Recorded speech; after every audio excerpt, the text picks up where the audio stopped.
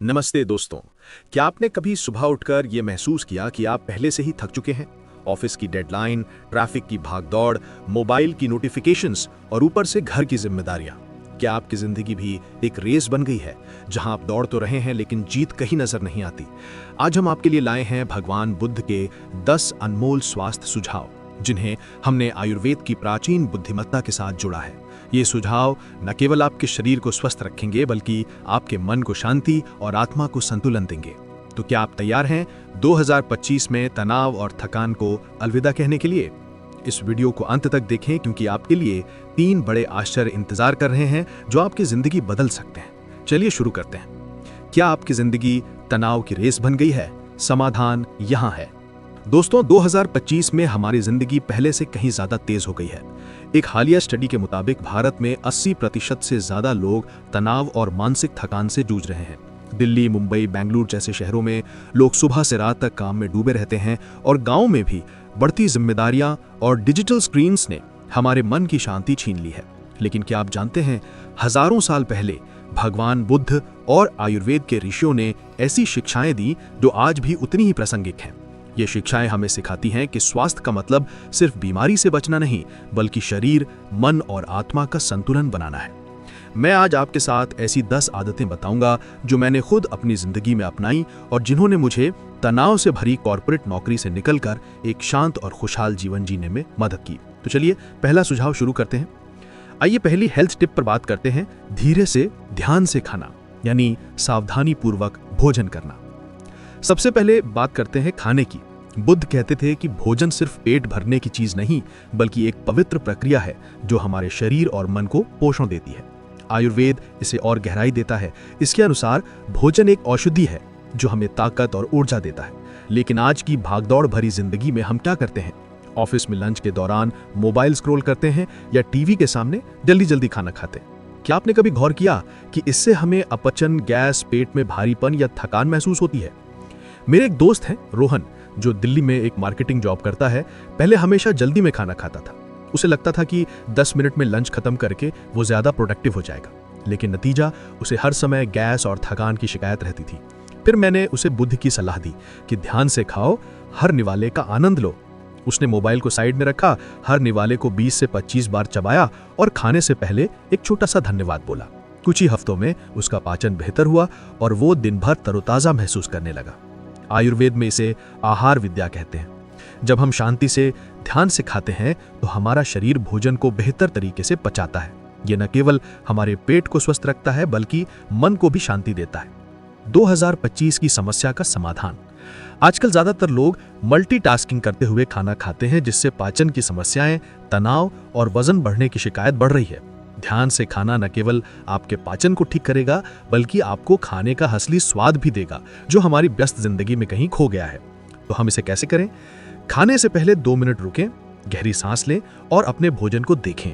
छोटे छोटे निवाले लें और कम से कम 20 से 30 बार चबाएं। खाने के दौरान मोबाइल, टीवी या काम से ध्यान हटाएं। आयुर्वेद की सलाह। भोजन के साथ गुनगुना पानी पिएं। ठंडा पानी या कोल्ड ड्रिंक से बचें। एक छोटा सा धन्यवाद बोलें कि मैं इस भोजन के लिए प्रकृति और किसानों का आभारी हूं। Let's take a challenge. अगले 3 दिन तक ध्यान से खाना खाइए और कमेंट में बताइए कि आपको क्या फर्क महसूस हुआ। अब दूसरे हेल्थ टिप को समझते हैं। संतुलित और मौसमी भोजन। संतुलित और मौसमी भोजन। बुद्ध का मध्यम मार्ग हमें सिखाता है कि ना तो बहुत कम खाएं, ना बहुत ज्यादा, बल्कि संतुलन बनाएं। आयुर्वेद इसे और स्पष्ट करता है। इसके अनुसार हमारी थाली में षड रस, यानी मीठा, खट्टा, नमकीन, कड़वा, तीखा और कसैला सभी स्वाद होने चाहिए। हमारी भारतीय थाली इसका सबसे अच्छा उदाहरण है। दाल, चावल, रोटी, सब्जी, दही और थोड़ा अचार, ये सब मिलकर हमारे शरीर को प्रोटीन, कार्ब्स, फाइबर और विटामिन देता है। लेकिन आज की समस्या क्या है? फास्ट फूड, पैकेज स्नैक्स और तला भुना खाना हमारी थाली पर हावी हो गया है। एक हालिया सर्वे के अनुसार भारत में 60% से ज्यादा लोग हफ्ते में कम से कम 3 बार बाहर का खाना खाते हैं, जो मोटापा, डायबिटीज और हृदय रोगों का कारण बन रहा है। मेरी नानी हमेशा कहती थी कि जो मौसम में उगता है वही खाओ। ये आयुर्वेद की ऋतुचर्या की बात है। गर्मियों में खीरा, तरबूज और पुदीना, और सर्दियों में पालक, गाजर और मूली। ये हमारे शरीर को प्रकृति के साथ जोड़ते हैं। आजकल लोग सुविधा के लिए प्रोसेस्ड खाना चुनते हैं, लेकिन ये हमारे शरीर में आम यानी टॉक्सिन विषाक्त पदार्थ बढ़ाता है। मौसमी और ताज़ा भोजन न केवल आपके शरीर को पोषण देता है, बल्कि आपकी रोग प्रतिरोधक क्षमता को भी बढ़ाता है, जो आजकल की अनिश्चित बीमारियों के दौर में बहुत जरूरी है। तो हम क्या खाएं? ताज़ी सब्जियां, फल, दालें, साबुत अनाज और थोड़े मेवे शामिल करें। ज्यादा तेल, मसाले या चीनी से बचें। दिन में कम से कम एक बार गर्म ताज़ा बना खाना खाएं। उदाहरण के लिए सुबह पोहा, उपमा या दलिया, दोपहर में दाल, सब्जी, रोटी, दही, रात में खिचड़ी या soup. Let's take a challenge. अगले हफ्ते अपनी थाली में कम से कम एक मौसमी सब्जी या फल शामिल करें और हमें बताएं कि आपने क्या खाया। आइए बढ़ते हैं तीसरे हेल्थ टिप की ओर। मिताहार यानी जरूरत से ज्यादा ना खाएं। तीसरा सुझाव है मिताहार, यानी उतना ही खाएं जितना आपके शरीर को जरूरत है। बुद्ध का मध्यम मार्ग हमें आत्मनियंत्रण सिखाता है। आयुर्वेद कहता है कि हमारा पेट 1/3 भोजन, 1/3 पानी और 1/3 खाली रहना चाहिए। लेकिन हमारी भारतीय संस्कृति में मेहमान नवाजी का मतलब है थाली को ढेर सारे पकवानों से भर देना। शादी, ब्याह, त्योहार या घर की दावतों में हम इतना खा लेते हैं कि पेट भारी हो जाता है। मेरे मामा जी पहले हर दावत में ढेर सारी मिठाइयाँ और तला भुना खा लेते थे, लेकिन इससे उनका वजन बढ़ा और डायबिटीज की समस्या शुरू हो गई। आयुर्वेदिक डॉक्टर ने उन्हें मिताहार की सलाह दी। अब वो छोटी प्लेट में खाना लेते हैं और खाने से पहले सोचते हैं कि क्या ये मेरे शरीर के लिए जरूरी है। 6 महीने में उनका वजन 10 किलो कम हुआ और वो पहले से ज्यादा चुस्त हैं। आजकल लोग भूख से ज्यादा स्वाद के लिए खाते हैं, जिससे मोटापा, डायबिटीज और पाचन की समस्याएं बढ़ रही हैं। मिताहार अपनाकर आप न केवल अपने वजन को नियंत्रित कर सकते हैं, बल्कि अपने मन को भी अनुशासित कर सकते हैं। तो हम इसे कैसे करें? खाने से पहले अपनी भूख का अंदाजा लगाएं। छोटी प्लेट में खाना लें। खाने के बाद थोड़ा भूखा रहना ठीक है। आयुर्वेद की सलाह, भोजन के बीच में थोड़ा गुनगुना पानी पिएं। ठंडा पानी या कोल्ड ड्रिंक से बचें। Let's take a challenge.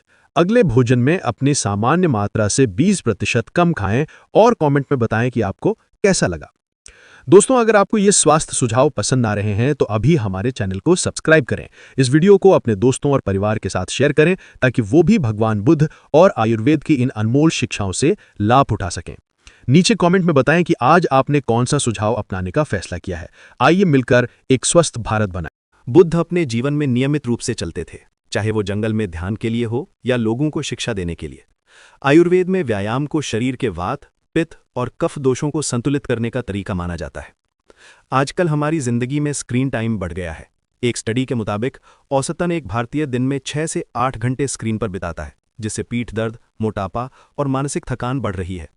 मेरी सहेली अनु, जो पुणे में एक टीचर है, पहले कहती थी कि उसके पास व्यायाम का समय नहीं है, लेकिन जब उसे गर्दन और पीठ दर्द की शिकायत हुई तो उसने सुबह 15 मिनट योग और 10 मिनट टहलना शुरू किया।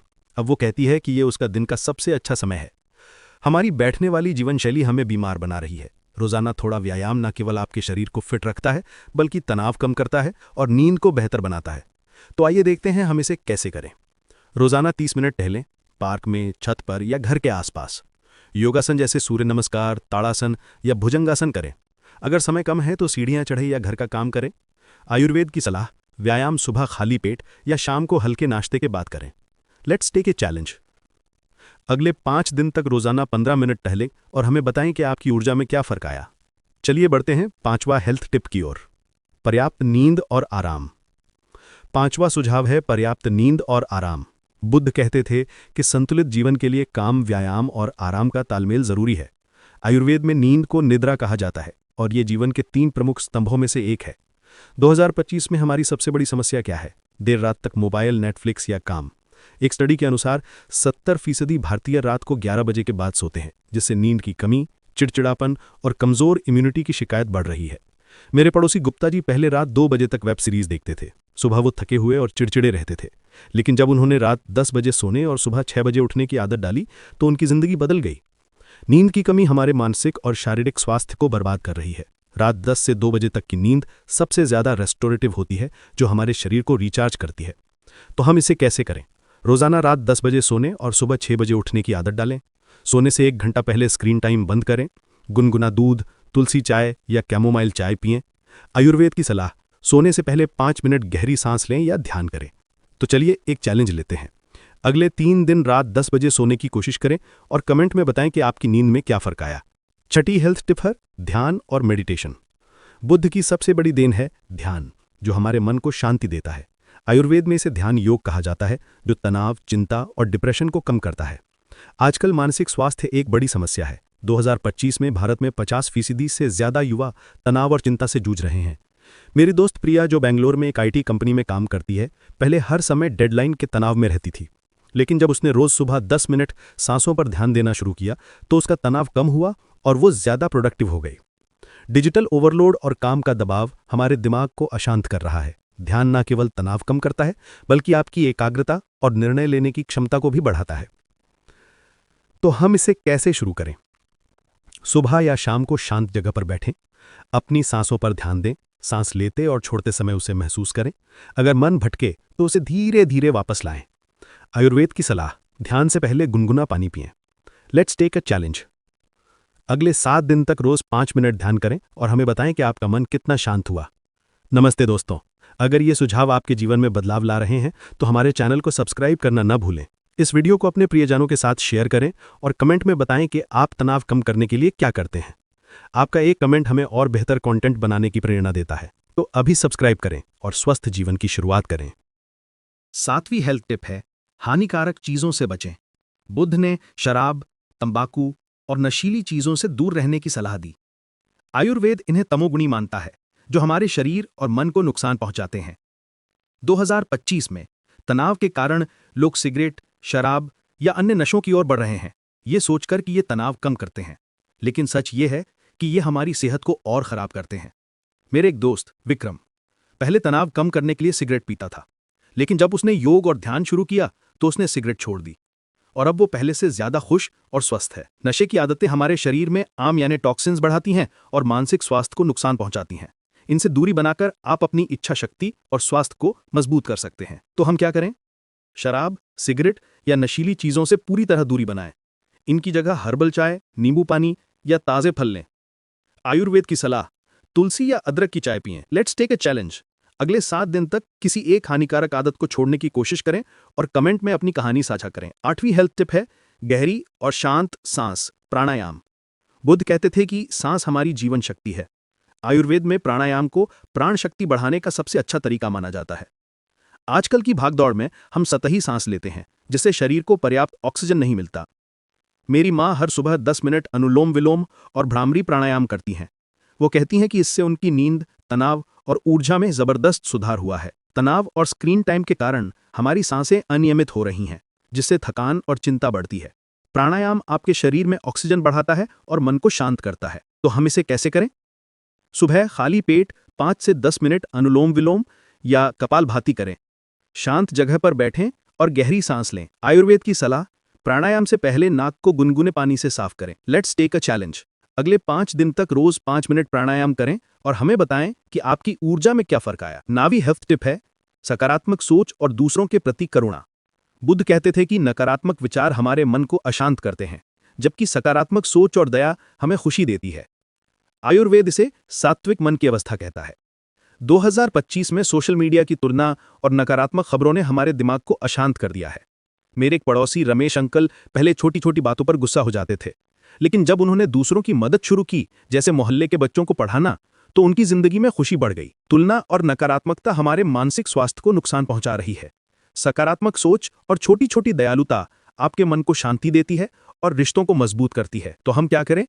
हर दिन एक सकारात्मक विचार के साथ शुरुआत करें। किसी की मदद करें, चाहे वो छोटी सी बात हो। आयुर्वेद की सलाह, सात्विक भोजन खाएं जो मन को शांत रखता है। Let's take a challenge. आज किसी एक व्यक्ति की मदद करें और कमेंट में अपनी कहानी साझा करें। अब आते हैं अंतिम यानी 10वीं हेल्थ टिप पर, समय समय पर डिटॉक्स।